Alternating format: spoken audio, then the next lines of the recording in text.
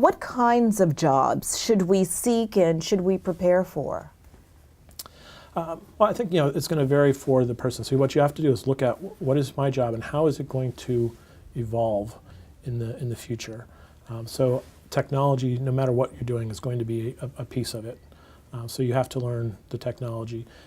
In this world where, again, things are becoming more and more competitive for you to be able to have a position, I think of it almost as a set of musical chairs now, right? So the robots will come in, they'll still need some jobs, but they won't need as many. So, whereas there were 10 people working, now maybe we only need 3. So how are you going to make sure you're one of those 3 people? You need to know the technology, understand what's coming, and be the person who can actually use it.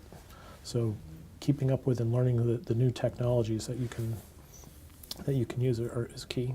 That may sound frightening to some people, but the way the technology is evolving, it's quite user-friendly. It is. It is, and I think that's the key thing, is understanding that it is user-friendly. It's not necessarily as scary. And you've learned new things before, right? I think one of the things as we get older, we forget that we've done all of this before, and we can do it again. And I think that's an important thing to remember.